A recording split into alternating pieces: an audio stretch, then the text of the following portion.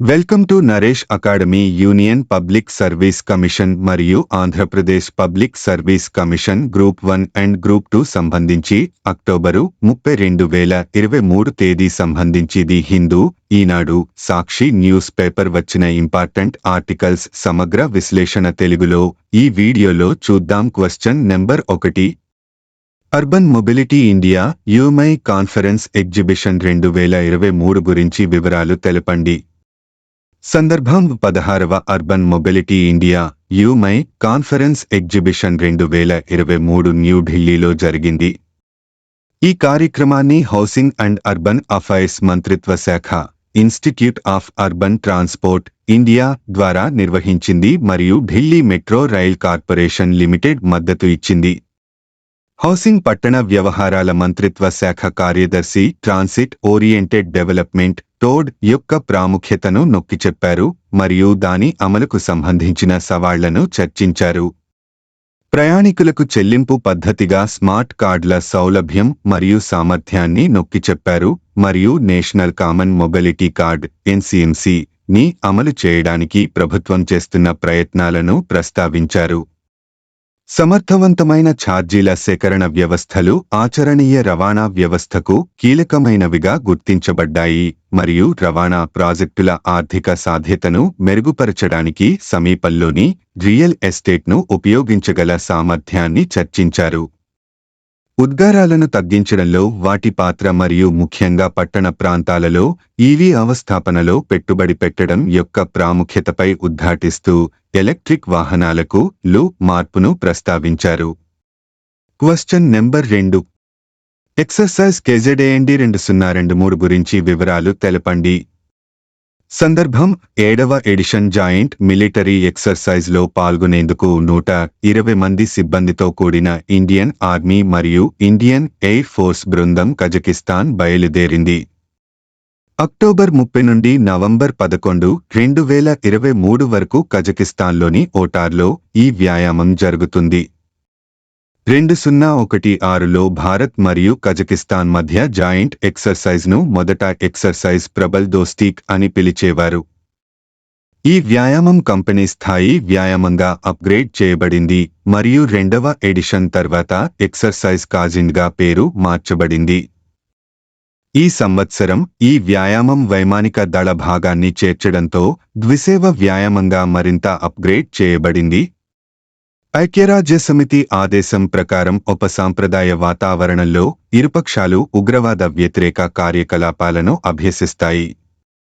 దాడి, శోధన మరియు నాశనం కార్యకలాపాలు, చిన్న జట్టు చొప్పించడం మరియు వెలికితీత కార్యకలాపాలు మరియు మానవరహిత వైమానిక వ్యవస్థ కార్యకలాపాలను ఎదుర్కోవడం వంటి వివిధ వ్యూహాత్మక కసరత్తులను ఆగంతుకులు సంయుక్తంగా రిహార్సల్ చేస్తారు. ఎక్సర్సైజ్ KZAND 2023 రెండు సైన్యాల మధ్య బంధాన్ని పెంచుతుంది. Question number 3. విద్యుదుత్పత్తిపై అదనపు ఛార్జీలు విధించొద్దు కేంద్రం ఆదేశం గురించి వివరాలు తెలపండి. విద్యుదుత్పత్తిపై కొన్ని రాష్ట్రాలు అదనపు ఛార్జీలు విధించడం రాజ్యాంగ విరుద్ధమని, తక్షణం ఆ విధానాన్ని నిలిపివేయాలని కేంద్ర విద్యుత్తు శాఖ పేర్కొంది. ఈ మేరకు రాష్ట్ర ప్రభుత్వాలకు సర్క్యులర్ జారీ చేసింది.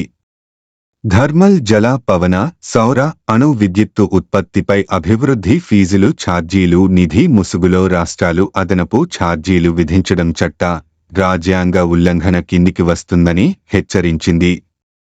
ఈ విధానాన్ని నిలిపివేయాలని కోరుతూ ఏప్రిల్ 25న రాష్ట్ర ప్రభుత్వాలకు తాము లేఖ రాసినా పట్టించుకోకుండా ఇప్పటికీ కొన్ని రాష్ట్రాలు అదనపు ఛార్జీలు వసూలు చేస్తున్నట్లు తమ దృష్టికి వచ్చినట్లు కేంద్ర విద్యుత్తు శాఖ ఈ సర్క్యులర్ పేర్కొంది. నీటి సుంకం విధించడం రాజ్యాంగంలోని లిస్టు 2 ఎంట్రీకి విరుద్ధం.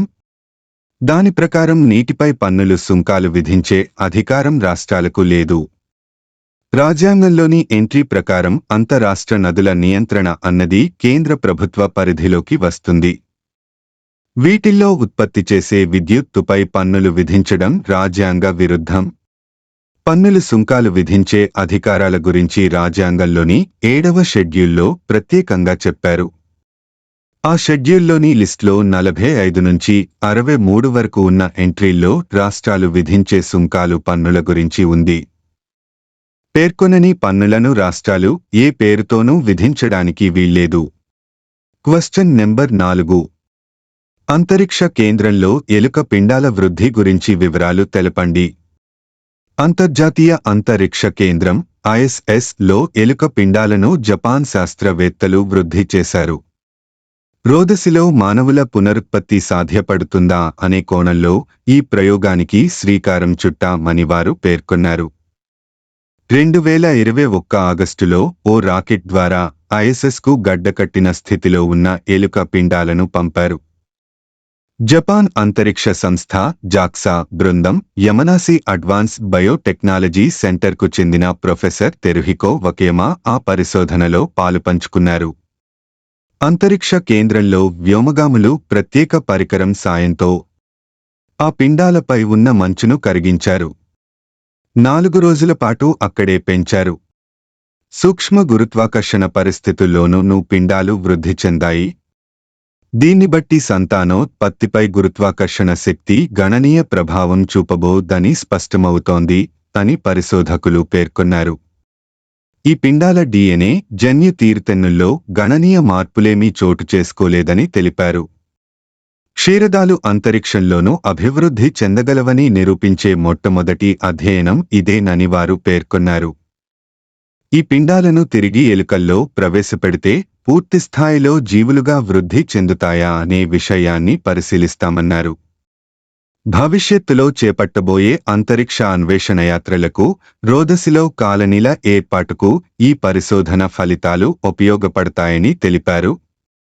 Question number 5. మేరా యువ భారత్ గురించి వివరాలు తెలపండి. మన్ కీ బాత్లో ప్రధాని మోదీ ఢిల్లీ జాతి నిర్మాణ కార్యక్రమాల్లో యువత క్రియాశీల పాత్ర పోషించేందుకు మేరా యువ భారత్ వేదికను సర్దార్ వల్లభాయ్ పటేల్ జయంతి రోజైన ఈ నెల 31న ప్రారంభించనున్నట్లు ప్రధాని మోదీ తెలిపారు. మేరా యువ భారత్ వెబ్సైట్ను కూడా ప్రారంభించనున్నామని, ఏంవాయ్ భారత్ గో ఇన్లో యువత తమ పేర్లను తప్పక రిజిస్టర్ చేసుకోవాలని కోరారు. దేశాభివృద్ధి కోసం నిర్వహించే పలు కార్యక్రమాల్లో యువత కీలక పాత్ర పోషించేందుకు మై భారత్ అవకాశాలను కల్పిస్తుంది. అభివృద్ధి చెందిన భారత్ను నిర్మించేందుకు దేశంలోని యువశక్తిని ఏకీకృతం చేయడానికి ఇదో వినూత్న ప్రయత్నం అని ప్రధాని తెలిపారు. మన్ కీ బాత్ 106వ ఎపిసోడ్లో ఆదివారం మోదీ మాట్లాడారు. మోదీ పాటతో. Question number 6.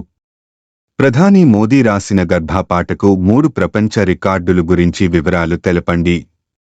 రాజ్కోట్ ప్రధాని మోదీ రాసిన గర్భా పాటకు ఒకేసారి 1,21,000 మంది గుజరాతీలు గర్భా నృత్యం చేసి 3 ప్రపంచ రికార్డులు సృష్టించారు. Guinness book of world records, world book records of London, Indian traditional book of records స్థానం సంపాదించారు. గుజరాత్లోని రాజోకోట్ జిల్లాలో రేస్ కోర్స్ గ్రౌండ్లో శరద్ పూర్ణిమ సందర్భంగా శనివారం ఈ వేడుక జరిగింది. Question number 7. ప్రభుత్వం విజన్ ఇండియా 2047 డాక్యుమెంట్ను విడుదల చేయడానికి సిద్ధం అవుతోంది గురించి తెలపండి. పరిచయం 2047 నాటికి భారతదేశాన్ని అభివృద్ధి చెందిన దేశంగా ఎదగడానికి భారత ప్రభుత్వం జాతీయ దృష్టి ప్రణాళికను రూపొందించే చివరి దశలో ఉంది. ఇలాంటి అభివృద్ధి దశలలో అనేక దేశాలు ఎదుర్కొనే మధ్య ఆదాయ ఉచ్చులో భారతదేశం పడకుండా నిరోధించడం ఈ ప్రణాళిక లక్ష్యం.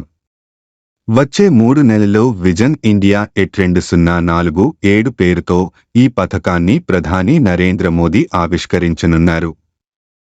ప్రతిష్టాత్మక లక్ష్యాలు 2030 నాటికి సాధించాల్సిన సంస్కరణలు మరియు ఆశించిన ఫలితాలను ఈ ప్రణాళిక వివరిస్తుంది.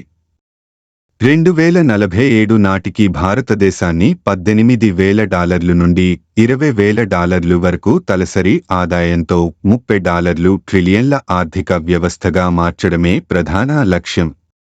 ఈ ప్రతిష్టాత్మక ఆర్థిక లక్ష్యాలను సాధించడంలో కీలకమైన నిర్మాణాత్మక పాలన మార్పులపై ప్రణాళిక దృష్టి సారిస్తుంది. National institution for transforming India NITI Aayog దాదాపు 2 ఏళ్లుగా ఈ ప్రణాళికపై కసరత్తు చేస్తోంది. మధ్య ఆదాయ ఉచ్చు ఆందోళనలు. మధ్య ఆదాయ ఉచ్చుతో సంబంధం ఉన్న నష్టాలను ప్లాన్ గుర్తిస్తుంది. అనేక దేశాలు తలసరి ఆదాయాన్ని 5,000-6,000కి చేరుకుంటాయి. ఆపై మరింత ఆర్థిక పురోగతిని సాధించడానికి కష్టపడుతున్నాయి.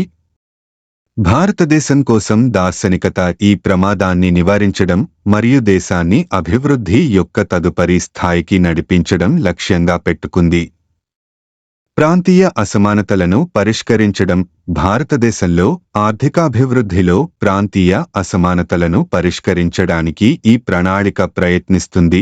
కొన్ని ప్రాంతాలు వేగవంతమైన వృద్ధిని సాధించగా మరికొన్ని వెనుకబడి ఉన్నాయి మరియు దృష్టి మొత్తం దేశం కోసం సమతుల్య పురోగతిని నొక్కి చెబుతుంది. భారత ఆధిపత్యాన్ని ప్రోత్సహిస్తోంది. గ్లోబల్లో భారతదేశం యొక్క పెరుగుతున్న వాటా 1991లో 1.1% నుండి 2023లో 3.5కి పెరుగుతోందని అంగీకరించబడింది. అయినప్పటికీ బ్యాంకింగ్, కాంట్రాక్టు, లీగల్, కన్సల్టెన్సీ మరియు అకౌంటెన్సీ వంటి రంగాలలో భారతదేశానికి ప్రపంచ ఆధిపత్యం లేదని ఇది హైలైట్ చేస్తుంది. వివిధ డొమైన్లలో అగ్రగామిగా ఉన్న భారతీయ సంస్థలను ప్రోత్సహించడం మరియు గ్లోబల్ ఛాంపియన్లుగా మారే అవకాశం ఉన్న రంగాలు మరియు కంపెనీలను గుర్తించడం ఈ విజన్ లక్ష్యం. భారతదేశ యువతకు సాధికారత. ప్రపంచ అవసరాలకు అనుగుణంగా భారతదేశపు యువ జనాభాకు అవసరమైన నైపుణ్యాలను అభివృద్ధి చేయడం ప్రాధాన్యత అంశం. ఈ ప్రణాళిక ప్రపంచవ్యాప్తంగా భారతీయ నర్సుల డిమాండ్ను గుర్తిస్తుంది మరియు వారి అంతర్జాతీయ గుర్తింపుకు అడ్డంకులను అధిగమించడం లక్ష్యంగా పెట్టుకుంది. భారతదేశంలోని యువ ప్రతిభావంతులు ప్రపంచ అవకాశాలను పొందేలా చూడటం అనేది దృష్టిలో ప్రధానమైనది. ప్లీజ్ లైక్, షేర్, కామెంట్ చేయండి మరియు subscribe my YouTube channel @NareshAcademy 5509. Thank you one and all.